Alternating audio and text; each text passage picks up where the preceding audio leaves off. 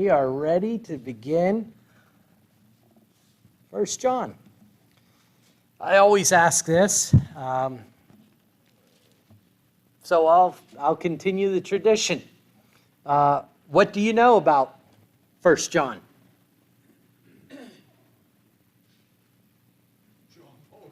John wrote it. John who? That can be confusing in the Bible, right? Yep.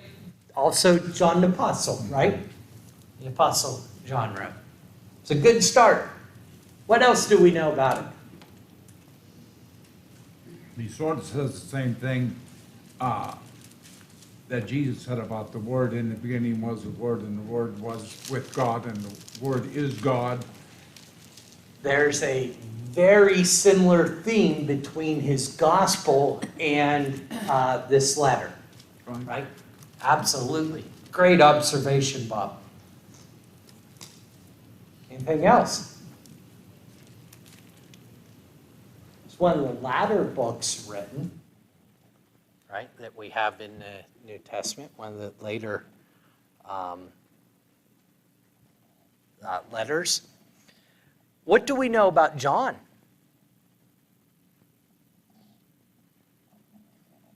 He was the only one that didn't die a bad death like the rest of them did, I guess. Yes, he is believed to be the only, this is extra scriptural, but he's believed to be the only apostle who was not martyred, right? And there's a couple places in Scripture in the Gospels where it seems like Jesus predicts that, although I'm not sure when you look at him that Jesus is literally saying John's not going to die a martyr's death. He's saying to Peter, in those cases, Peter, you mind your own business, I think. But all the same, it seems as though Jesus, if nothing else, alludes to that fact that John's going to die differently than the rest of them. What else do we know about him? He's the apostle that Jesus loved. Right? Why? Guess that was Jesus' prerogative, right? I suspect that when we get into some of the things tonight, we kind of will answer that indirectly, if not directly.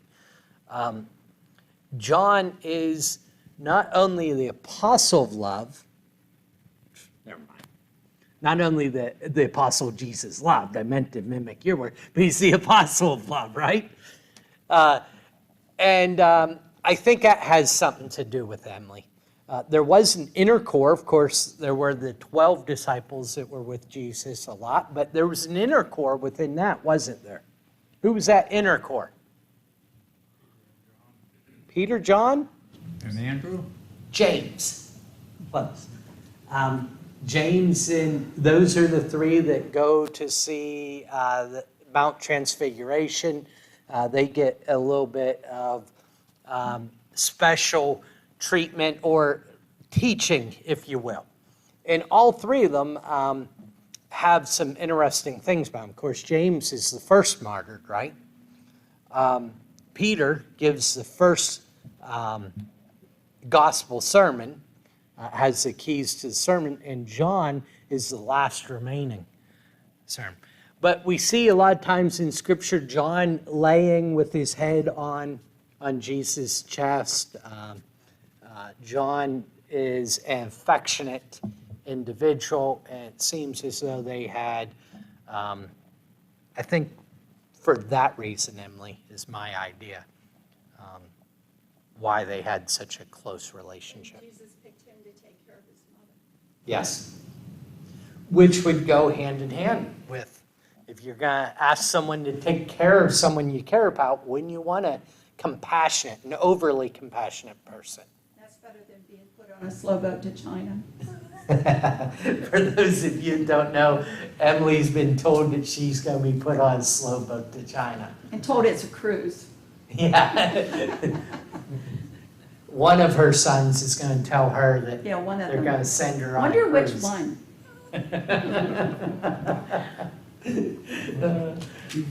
So, yeah, John wasn't about to send Mary on a cruise, was he? So, absolutely.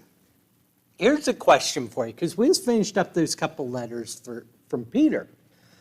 And when we look at Peter's life, we really see a huge change in him, do we not? We see this individual that's constantly putting his foot in his mouth, who's focused on all the wrong things, I don't want to go too far when I say this, but the foundation of the church, right? He, as an apostle, is foundation of the church, according to Ephesians 2. But he had the keys to the kingdom. You know, he's this strong, firm leader, as though Jesus is saying to Peter, you're a little pebble, but I'm going to make you a rock. Right? We see that take place in Peter's life. Was John always this compassionate, loving person in Scripture?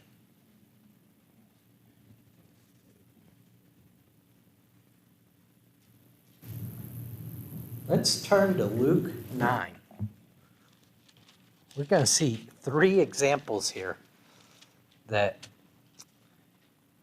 I'm going to get ahead of myself when I say this, but that's okay because we'll reiterate it as we get into the actual text. John's gospel is about what? It stands out. In fact, Matthew, Mark, and Luke are called the synoptic gospels, right? And the reason they're called the synoptic gospels is they're very, very, very similar to one another. John is very unlike them.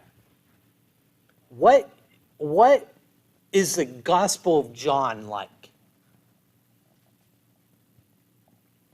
What makes it stand out? Love. Love? Love how? Because all the Gospels are about Christ. There's all about love, and John uses that word more than others. When you think about the Gospel of John, I know you're in Luke, but the first couple chapters, well, the first chapter kind of gets us going.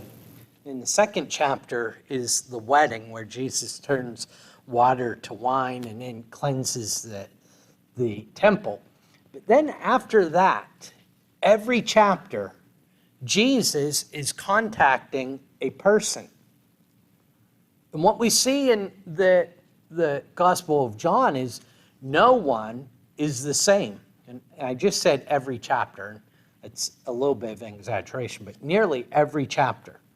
No one's the same, right? Nicodemus has contact with them in chapter 3, the woman in the well, chapter 4, the healing at the pool in chapter 5 that leads into all kinds of scenarios, the feeding of the 5,000 in chapter 6.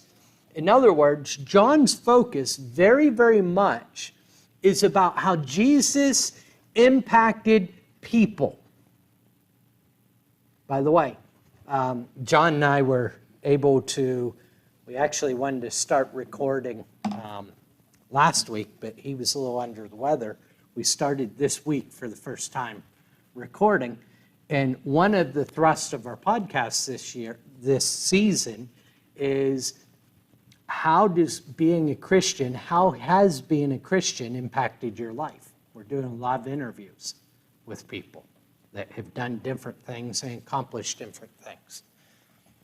John's purpose, John the gospel writer's purpose, is to show here's how Jesus impacted people's lives.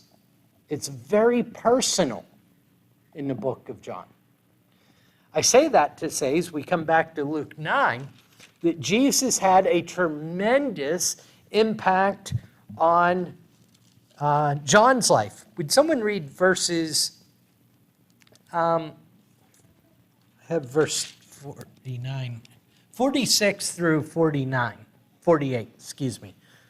46 through 48. Would someone read that, Luke 9? An argument arose among them as to which of them was the greatest. But Jesus, knowing the reasoning of their hearts, took a child and put him by his side, and said to them, Whoever receives this child in my name receives me, and whoever receives me receives him who sent me. For he who is least among you all is the one who is great. Okay, now, the reason I have this talking about John, for one, it's in Luke 9 where we're going to see a few other things take place. But John is in the midst of this all the time. The argument is about who's going to be the greatest, right? I spoke on Sunday morning about conflict and the fact that this world is ruled by people gaining power and persuasion so that they can oppress others, right? The higher you get on the rung, the better off you are. Well, Jesus' disciples were buying right into that. And John, we know, is right at the crux of it because this argument breaks out numerous times. Even at the Last Supper, they're arguing this. This is an ongoing argument. Brittany, do you and Chris have any of those repetitive arguments that come back up? No comment. That would be a yes. Thank you, Jerry. So, absolutely. We have those, right? And that was the disciples. It just continually came up and back up. Now, when you really need something to go your way, how do you accomplish it? Remember what John did? John and James? That's right. Sends their mother to go get this done for them. Now, the reason I bring this up is all the disciples are arguing about this, but John and James are right there. They're like very serious about it. So they even get their mother to go fight the battle for them. And we're going to see this opposite side of John in all of his writings. Jesus had an impact on him. Look down, if you would. Would someone read 49 and 50? We're still in Luke 9, by the way. And John answered and said, Master, we saw one casting out devils in thy name, and we forbade him, because he follows not with us. And Jesus said unto him, Forbid him not, for he that is not against us is for us. Interesting here, and we're going to see more of this out of John. In John Kerr, in our podcast, when we were staying through Mark, I thought had a really interesting point about this. John, the Apostle John, here the disciple John, isn't concerned that these people aren't following Jesus. He says he's not following us. So they're out and they say, we see this guy who is casting out demons in whose name? Jesus's. But Lord, he's not with us. He's not following us. So we told him to stop. You see that same, this is why Mark tells it back to back as well. Why they tell him back, it's the same storyline, the same motivation, isn't it? I'm better than you, right? Jesus rebuked him, says, no, don't do that. Last illustration here, and I think probably the greatest, 51 through 56. Well, actually, we can stop in 54. Someone read that for us.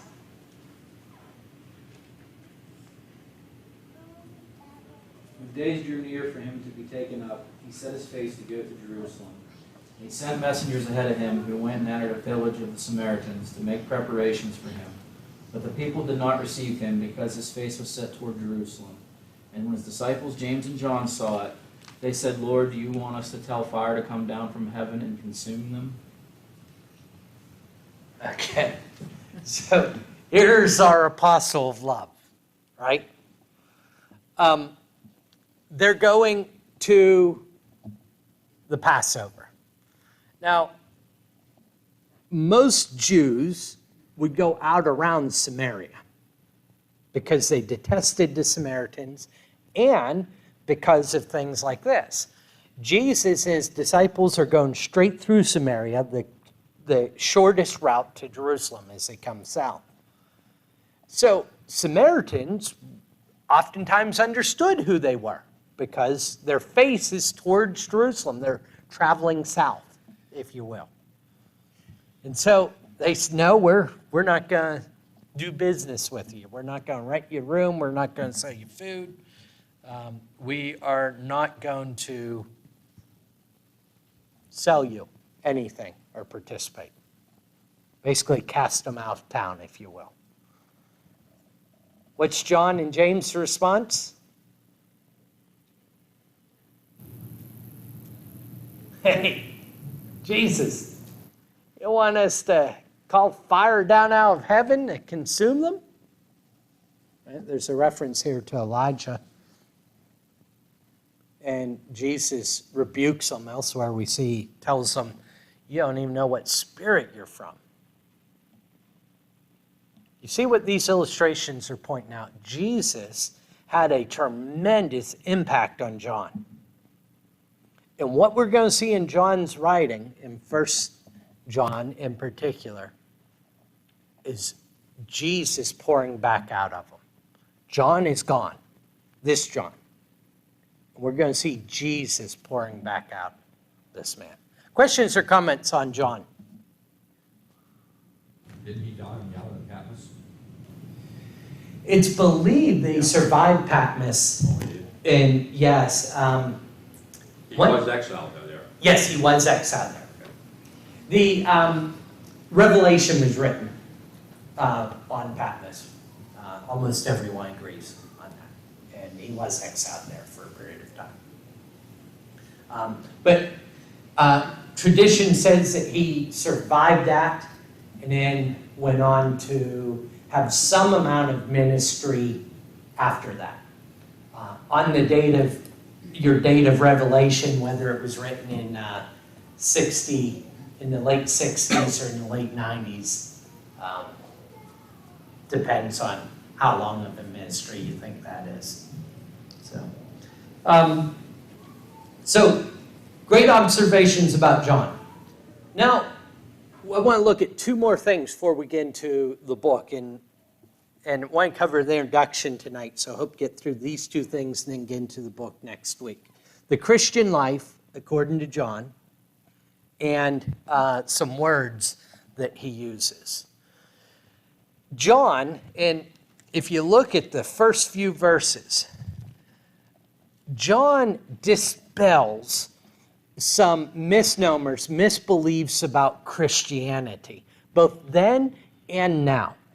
John, I think, makes it very, very clear that Christianity was never meant to be a list of morals, a list of ethics, or a legalistic religion.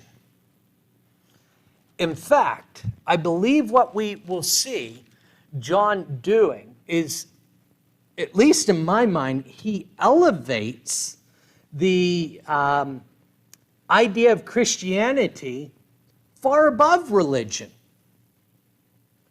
It's not just a belief, right? We put a lot of emphasis on what we believe, right?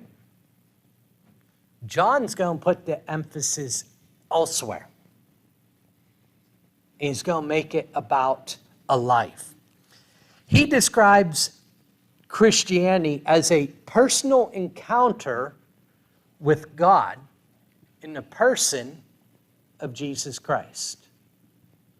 Personal encounter with God in the person of Jesus Christ. Now, nowhere does he quote that or say that outright, I believe that's the exact description that we're going to see.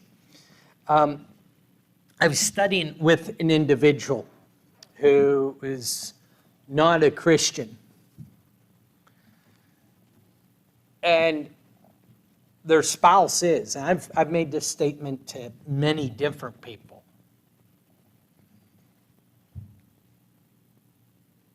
Let's say your mom, your spouse, your son is a Christian and you're not. You've heard everything there is to hear, right?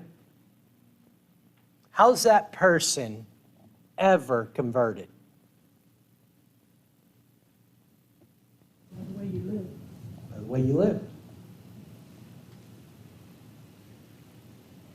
I've been asked numerous times, Mike, what do I do? How do I know this is true or not? Look at your loved one. If it has no impact, if Christ has no impact on their life, then it's probably not worth accepting.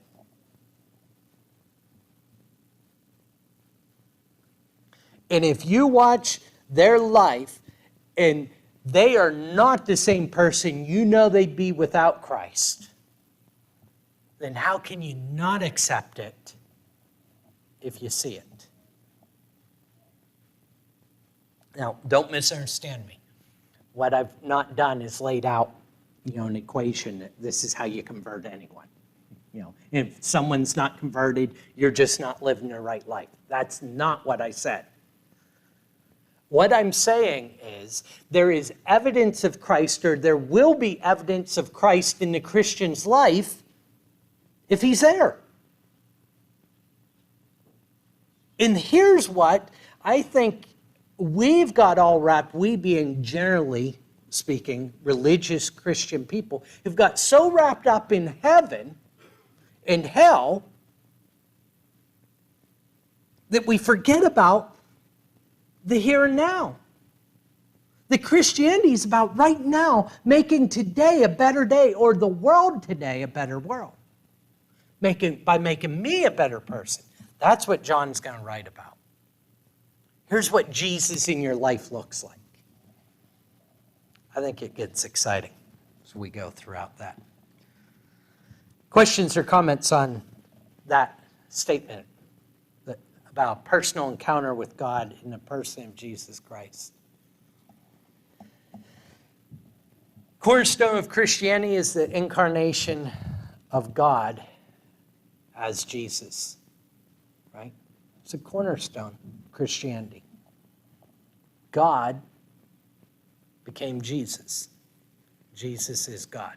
So here's what God in human flesh looks like.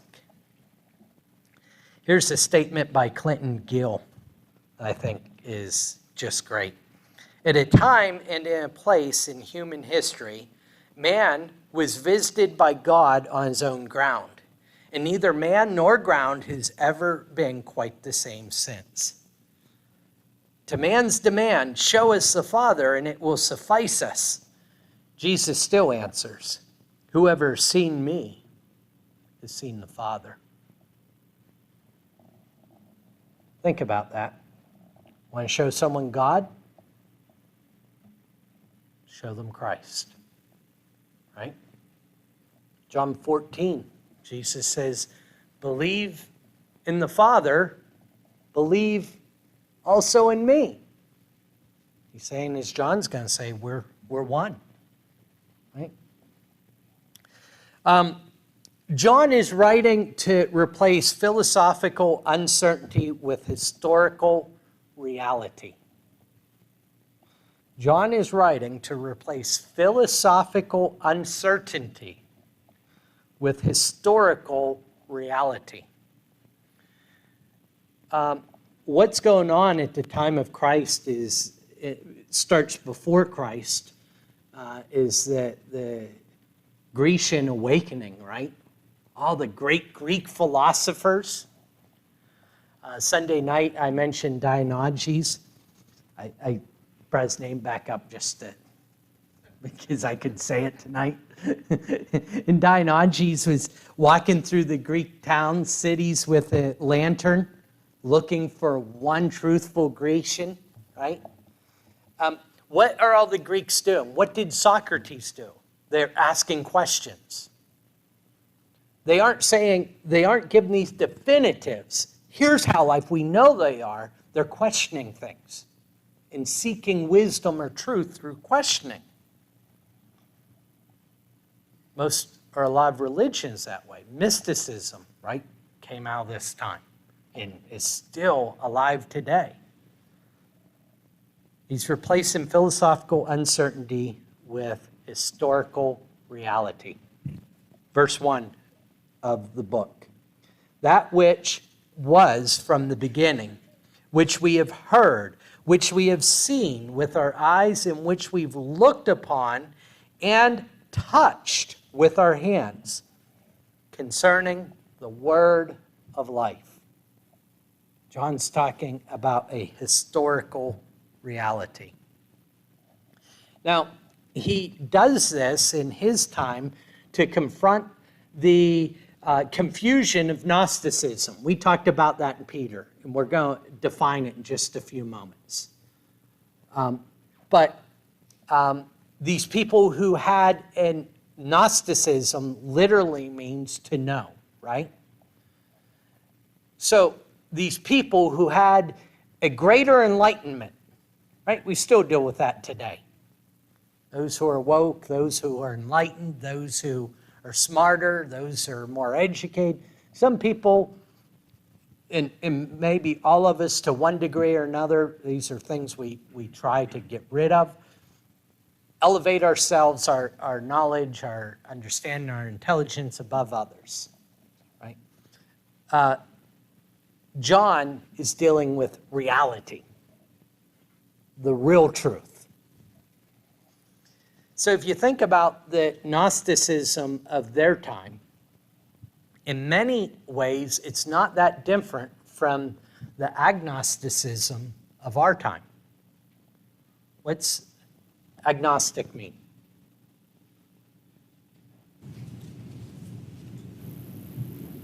He actually thinks there is a God, but maybe we'll even say there is, he really doesn't believe it. Okay. You're getting at something. Was that a hand in the back? That you can't know anything. Yeah. Literally, agnostic means you can't know anything. So a true agnostic believes that you can't know anything except that you can't know anything, right? And that's an extreme idea. But agnostic, Mike's kind of getting at this wishy-washy concept of God. I can't prove there is a God. I can't prove there's not a God. I don't know if there's a God, right? I'm not atheist. I'm not deist. I'm agnostic. I'm not making that statement. I'm putting it in the middle of the two, right? Well, John is writing about things that deal with both. There's a lot of similarities. Mike, you used a statistic the other day, and I think it's something like 90% of millennials do not attend church service. It's real high. They don't affiliate themselves with any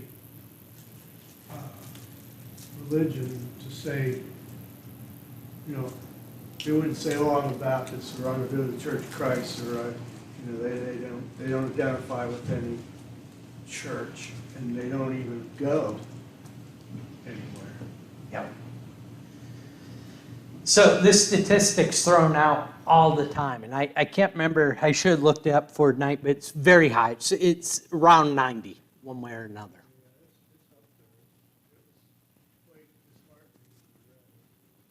Here's what is amazing to me, and I was unaware of this side of the statistics until just about a year ago.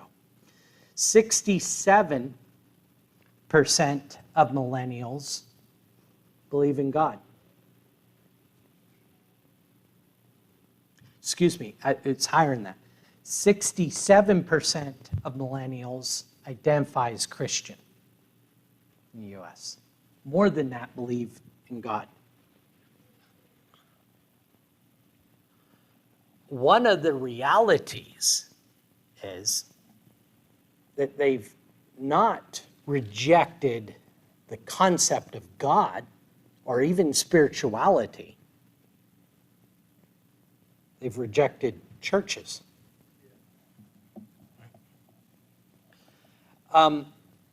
That for us, I'd be eye-opening, right?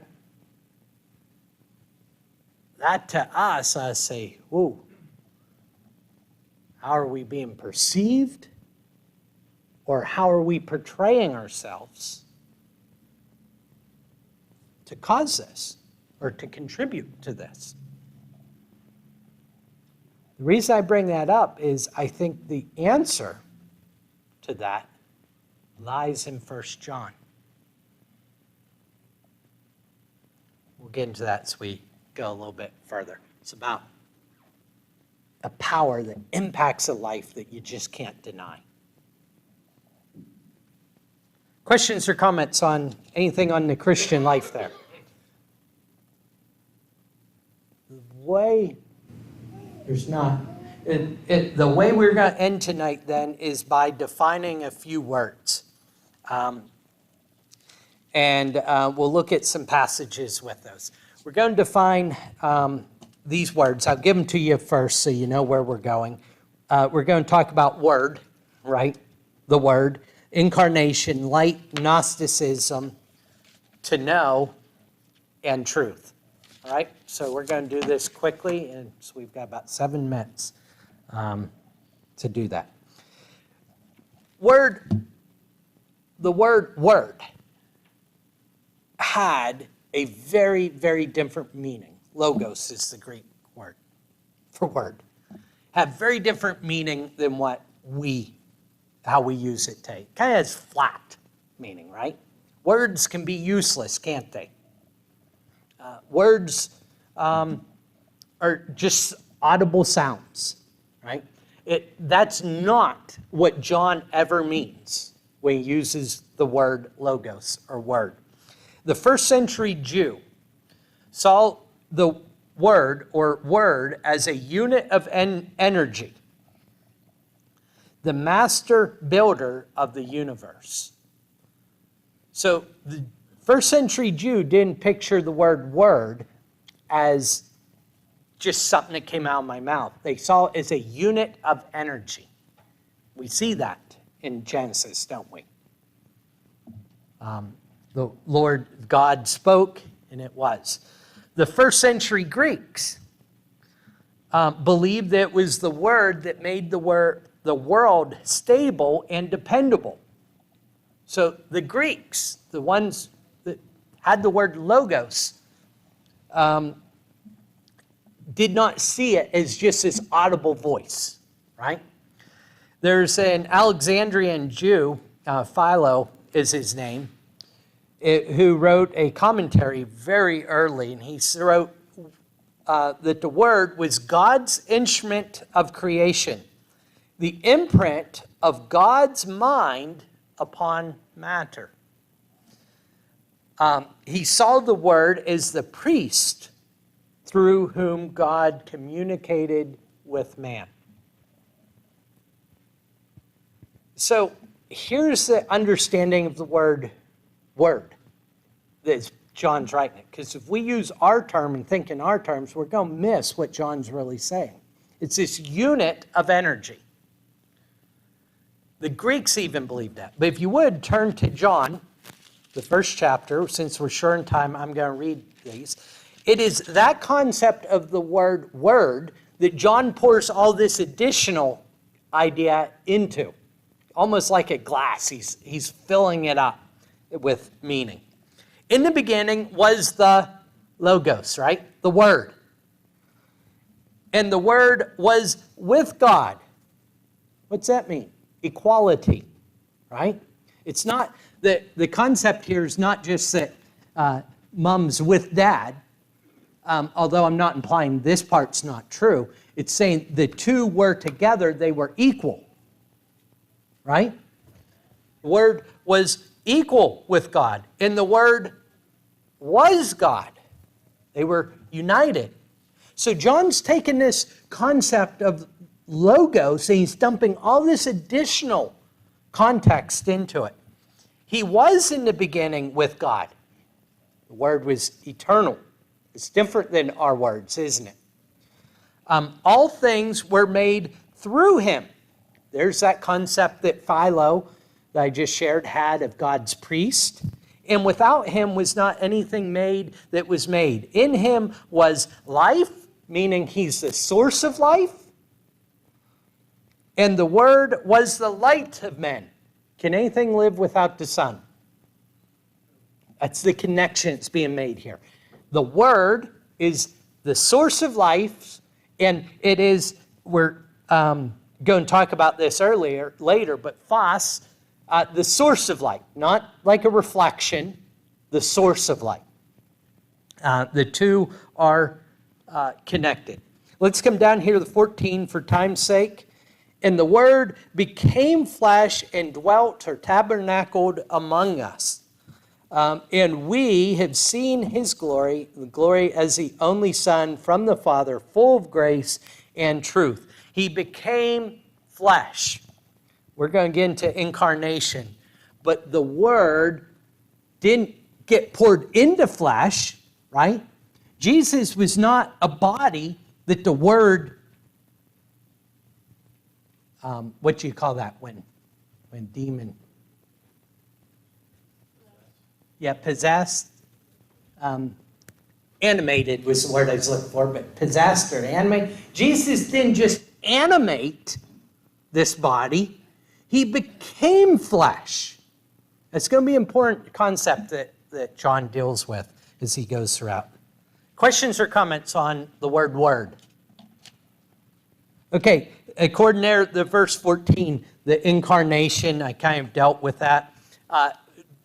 That he became flesh. He's not getting poured into flesh. He's taken this concept of Word and he's moving it away from impersonal force.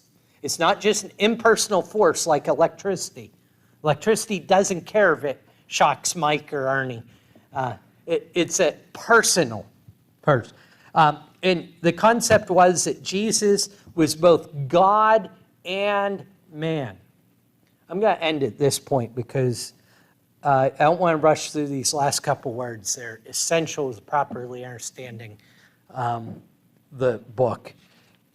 So I'll end with this point. The biggest problem in Christianity today seems to be not that we struggle to believe that Jesus was God, right? Everyone seems to accept that pretty well. The difficulty we seem to struggle with is that Jesus was man. And completely man. And that's every bit as important as the fact that he was God. You see, if Jesus was Superman, remember in the original Superman movies, Clark Kent was never allowed to play sports?